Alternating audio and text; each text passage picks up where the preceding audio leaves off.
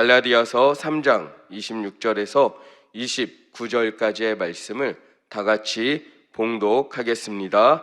너희가 다 믿음으로 말미암아 그리스도 예수 안에서 하나님의 아들이 되었으니 누구든지 그리스도와 합하기 위하여 침례를 받은 자는 그리스도로 옷 입었느니라. 너희는 유대인이나 헬라인이나 종이나 자유인이나 남자나 여자나 다 그리스도 예수 안에서 하나이니라. 너희가 그리스도의 것이면 곧 아브라함의 자손이요 약속대로 유업을 이을 자니라. 아멘. 할렐루야. 네, 오늘 또 이 새벽에 나오신 한 분 한 분을 주님의 이름으로 환영하고 축복합니다. 오늘 이 시간 또 동백성전에서 신동탄 교회에서 또 온라인으로 예배드리고 계신 모든 분들 가운데 하나님께서 동일한 은혜와 축복을 주실 줄 믿습니다. 오늘 저는 함께 봉독한 갈라디아서 3장 26절에서 29절까지의 말씀을 가지고 우리 함께 말씀의 제목을 따라 읽겠습니다. 시작. 그리스도로 옷 입은 자. 그리스도로 옷 입은 자. 이와 같은 제목으로 말씀의 은혜를 나누고자 합니다.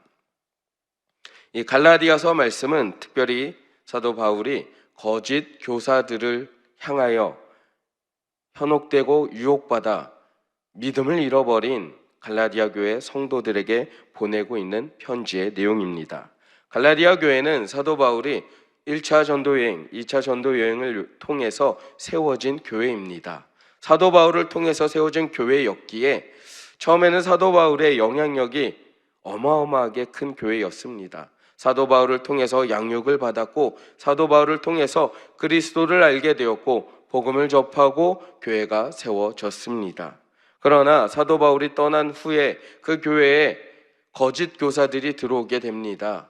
복음에 대해서 잘못 가르치는 사람들이 등장하게 된 것입니다. 복음이라는 것은 우리가 잘 알다시피 예수 그리스도를 믿음으로 말미암아 하나님의 자녀가 되는 단순한 이렇게 설명할 수 있는 복음이었는데 이제 거짓 교사들은 들어와서 예수 그리스도를 믿음으로 말미암아 그것으로만은 부족하다. 아니 생각해봐라. 너의 말 한마디로 구원을 받고 하나님의 자녀가 될 수 있겠느냐? 그것으로는 약간 2% 부족하지 않겠느냐? 너희는 유대인들이 행한 것처럼 할례를 받아야지만 구원을 받을 수 있다. 예수 그리스도를 믿고 할례가 있어야지만 구원을 받아 하나님의 아들이 되는 권세를, 하나님의 자녀가 되는 권세를 누릴 수 있다라고 잘못된 가르침을 주고 있었습니다. 그러나 사람들은 이 말에 현혹이 됩니다. 무언가 사도 바울을 통해서 분명히 제대로 된 믿음을 얻었고 제대로 된 교육을 받았음에도 불구하고 거짓 교사들의 그 잘못된 말씀을 들었을 때 자신이 부족한 것 같고 여기에 이 할례를 받으면 내가 무엇보다도 다른 사람들보다 할례 받지 못한 사람들보다 조금 더 우월해지는 것은 아닌가? 하나님의 자녀들 가운데도 등급이 있는 것은 아닌가라는 착각 가운데 빠져서 시간이 흘러 할례 역시도 받아야지만 우리가 구원을 받을 수 있다라는 잘못된 복음을 갖게 된 것입니다.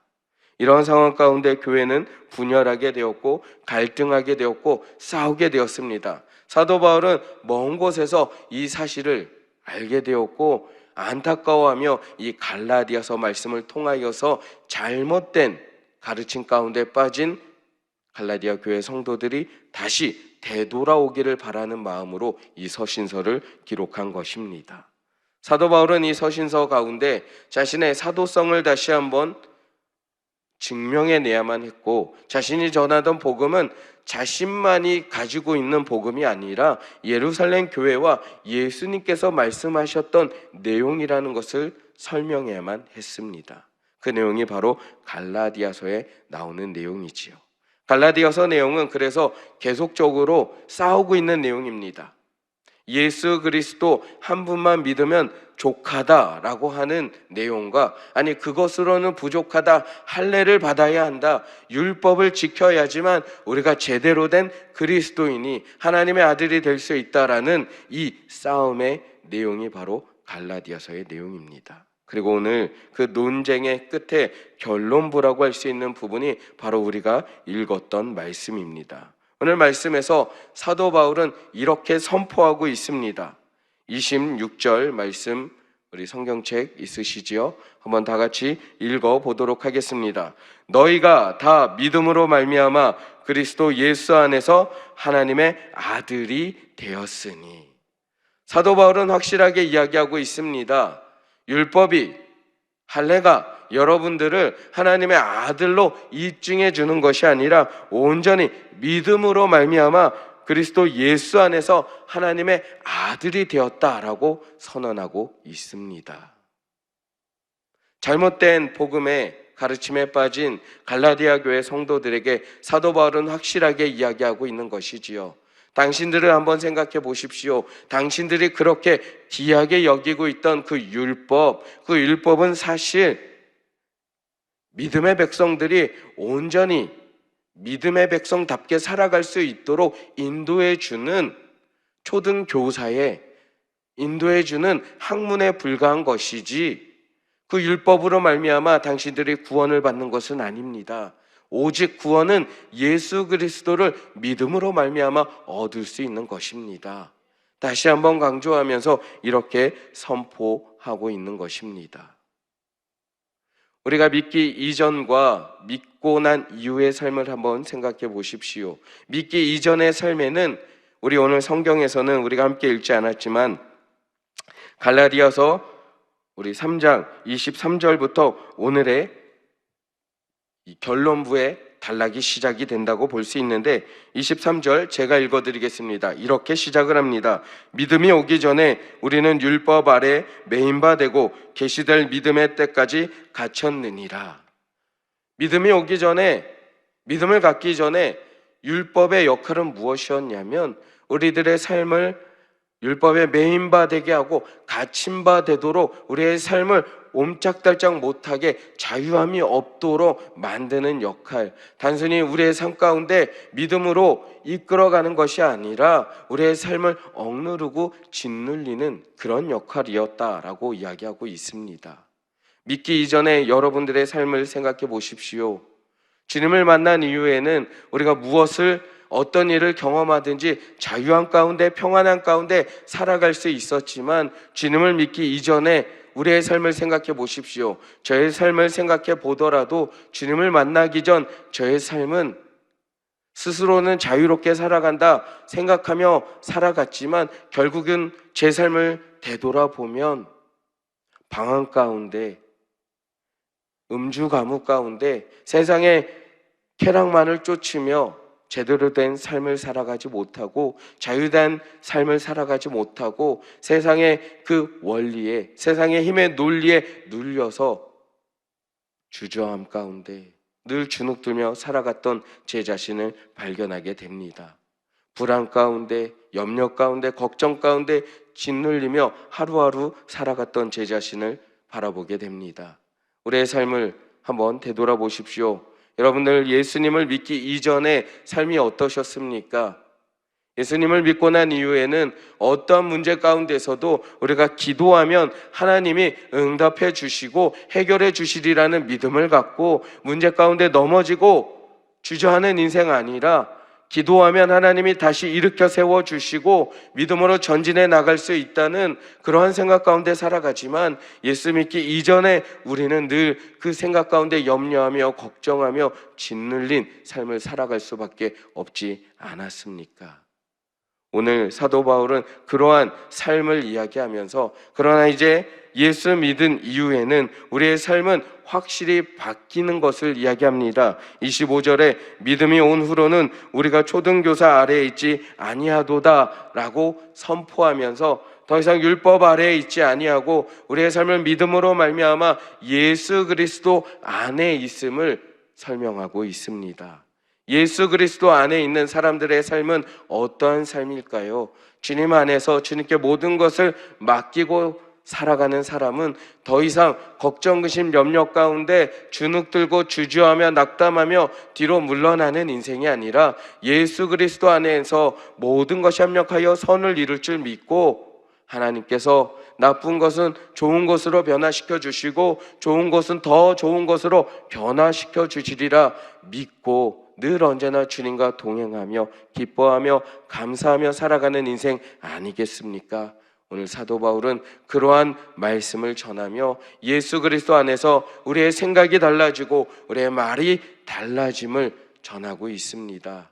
그러니 더는 거짓 교사들의 그 잘못된 복음에 빠지지 말고 하나님이 주신 참 자유를 누리며 예수 그리스도 안에서 참된 복음을 갖고 살아가라고 우리에게 권면하고 있습니다. 갈라디아 교회 성도들에게 전하고 있는 것입니다.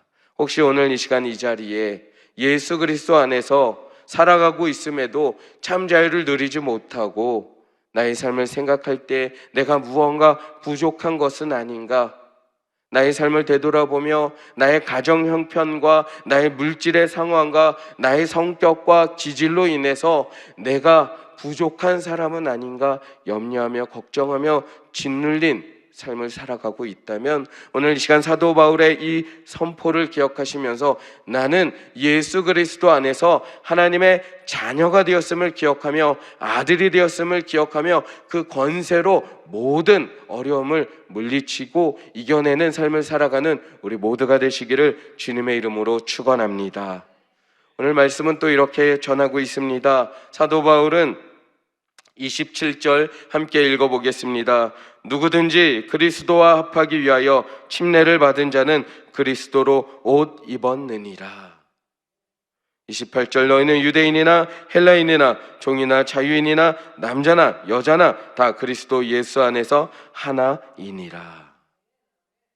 오늘 사도 바울은 갈라디아 교회 성도들에게 할례로 인하여서 나뉘어진 그들의 그 갈등, 분열의 상황을 이야기합니다.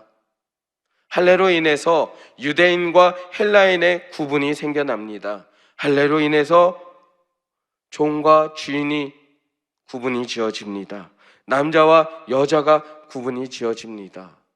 그러나 오늘 그 모든 것들을 뛰어넘는 것이 있는데 그 모든 것을 뛰어넘어서 하나가 될 수 있도록 하는 것이 있는데 그것이 무엇이냐면 바로 예수 그리스도로 옷을 입었다라는 것입니다.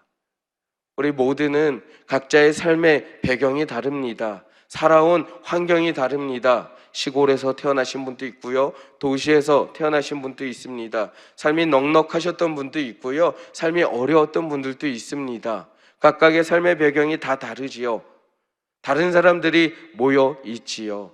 그러한 상황 가운데 사도 바울이 갈라디아 교회에도 마찬가지였습니다. 각각 상황이 다릅니다. 배경도 다릅니다. 계급도 성별도 다릅니다. 그러나 그 모든 것을 뛰어넘도록 다 다르지만 주님 안에서 하나가 되었음을 전하며 그 전함에 있어서 어떻게 하나가 될 수 있었느냐? 우리 모두는 그리스도로 옷을 입은 자라는 표현을 통해서 그리스도로 옷 입은 자로 하나가 되었음을 전하며 각각의 배경은 다르지만 그 배경 가운데 다른 배경으로 말미암아 갈등하며 다툴 것이 아니라 서로가 서로를 바라볼 때 그리스도로 옷 입은 자로서 하나임을 기억하며 갈등하는 것이 아니라 서로 외면하는 것이 아니라 서로 편견을 갖고 바라보며 차별하는 것이 아니라 평등하게 공평하게 하나 될 것을 전하고 있습니다.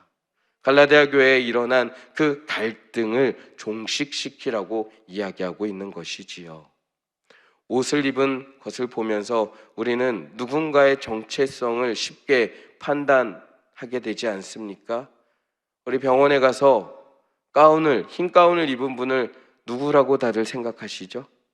의사라고 생각하지 않습니까? 또 소방복을 입은 사람을 소방관이라고 우리는 바로 알아봅니다. 경찰복을 입은 사람을 경찰관이라고 그의 직업을 우리가 생각하게 됩니다. 그 전통 복장, 각 나라마다 복장이 다르지요. 우리나라 사람들 한복을 입는데 한복을 입은 사람을 보면서 우리는 한국인이구나 라고 우리가 생각하지 않습니까? 옷이라는 것은 그 사람의 정체성을 설명해 주는데 그리스도로 옷을 입었다라고 하는 것은 우리가 서로가 하나임을 기억하며 더 나아가 사도 바울이 이야기하는 것은 무엇이냐면 당신은 그리스도로 옷 입은 자로서 그리스도의 향기가, 그리스도인의 모습이 묻어 나와야 한다라고 전하고 있는 것입니다. 우리는 모두 그리스도로 옷 입은 자인 줄 믿습니다. 그리스도로 옷 입은 성도님들인 줄 믿습니다. 그렇다면 우리가 그 옷을 세상에 나아가 보여주실 수 있습니까? 의사 가운이나 경찰복이나 소방복은 사실 색깔도 구분이 되어지고 사람들이 딱 보면 알아요. 그러나 우리 그리스도로 지어진 이 옷은 세상 사람들이 볼 때 보이나요? 안 보이지요. 그렇다면 어떻게 세상 사람들이 우리가 그리스도로 옷 입었다는 것을 알 수 있겠습니까? 우리의 삶의 모습을 통해서, 우리의 말과 행동을 통해서 그리스도로 옷 입었다라는 것을 사람들이 알 수 있도록 해야 된다는 것입니다. 오늘 하루 이 말씀을 통해서 사도 바울이 갈라디아 교회 성도들에게 너희가 진정 그리스도로 옷 입은 자라면 더는 잘못된 복음에 빠지지 않고 진정한 예수 그리스도의 뜻을 안다면 그 할례라는 것에 연연하는 것이 아니라 할례를 받는 것보다 더 우선하는 것이 무엇이냐? 주님 안에서 한 가족된 내 주변의 이웃을 바라보고 성도를 바라보고 그들을 시기하고 질투하며 너희들이 가진 잣대를 들이대며 평가하는 것이 아니라 예수님이 우리를 아무 조건 없이 사랑해 주셨던 것처럼 너희들도 그들을 바라볼 때 사랑의 눈으로 바라보고 사랑의 말을 전하며 품어줘야 하는 것이 아니냐라고 그들을 깨우치고 있습니다. 우리에게도 마찬가지입니다. 그리스도로 옷 입은 자로 우리를 다시 한번 설명하면서 우리에게 그리스도로 옷 입은 자답게 살아가라고 전하고 있으면서 우리의 삶을 점검하게 하는데, 오늘 하루 살아갈 때 우리가 만나는 사람들에게 나는 그리스도인이요 말하지 않았을지라도 그 만나는 사람이 교회 다니시나 보군요 라고 깨달을 수 있는, 알 수 있는 말과 행동과 성품과 인품과 모습이 우리의 삶에 배어나오기를 주님의 이름으로 축원합니다.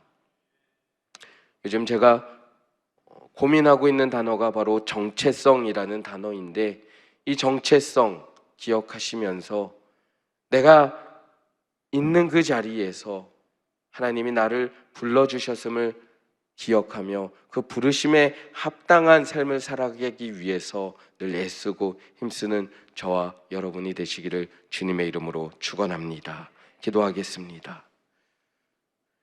좋으신 하나님, 오늘 주어진 말씀을 통하여서 우리의 삶의 자리로 되돌아가 하나님, 내가 가진 잣대로 누군가를 평가하고 판단하며 하나님, 누군가에게 상처를 주는 인생 아니라 주님이 나에게 주신 그 사랑을 기억하며 나도 누군가를 바라볼 때 편견 없이 차별 없이 대하며 사랑할 수 있는 눈을, 마음을 갖게 하여 주시옵소서.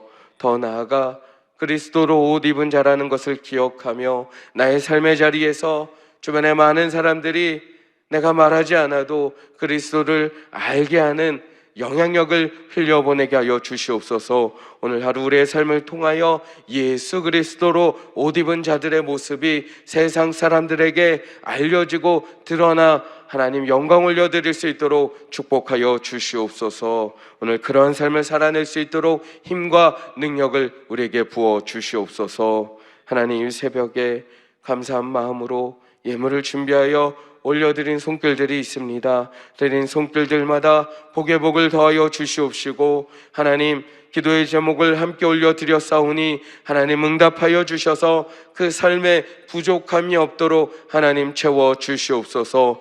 예물을 통하여 하나님 나라가 확장되게 하여 주시옵시고 주님 홀로 영광받아 주시옵소서. 주님 감사드리며 이 모든 말씀 살아계신 우리 주 예수 그리스도 이름으로 간절히 기도하옵나이다. 아멘. 하늘에 계신 우리 아버지여, 이름이 거룩히 여김을 받으시오며 나라가 임하시오며 뜻이 하늘에서 이루어진 것 같이 땅에서도 이루어지이다.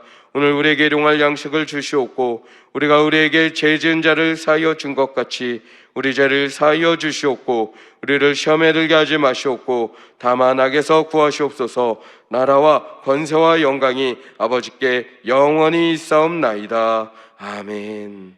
할렐루야. 우리 하나님께 영광의 박수 올려드립니다. 이제 기도하는 시간입니다.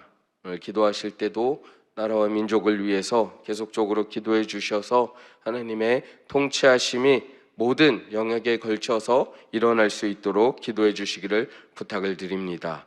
우리 여의도 순복음교회와 이용훈 목사님의 사역을 위해서 기도해 주시고 우리 여의도 순복음 분당교회 부흥과 황선욱 담임 목사님의 건강과 사역을 위해서 가정을 위해서 기도해 주시기를 부탁을 드립니다. 또한 우리 세워진 재직분들과 우리가 파송한 선교사님들 계십니다. 또 섬기는 주의 종들이 있습니다. 우리 모든 이들을 위해서 기도해 주셔서 우리 교회가 주님이 기뻐하시는 일을 능히 감당하고 부흥하는 교회 될 수 있도록 기도해 주시기를 부탁을 드립니다. 더불어 이제 어제부터 다니엘 기도회가 시작이 되었습니다. 우리 다음 세대 자녀들을 위해서 기도하고 있습니다. 우리 삶의 문제를 놓고 기도하고 있습니다. 오늘 금요 성령 대망에는 다니엘 기도회 2일차로 진행이 됩니다. 또 많은 분들 오셔서 함께 나라와 민족을 위해서 또 문제를 놓고 다음 세대를 놓고 기도할 수 있도록 응답받을 수 있도록 시간 기도해 주시기를 부탁을 드립니다. 오늘 말씀을 생각하면서 가지고 나신 기도 제목 가운데 하나님의 응답의 역사가 임할 줄 믿고 우리 주님의 이름 간절히 3번 부르짖으면서 함께 기도하도록 하시겠습니다. 주여 주여 주여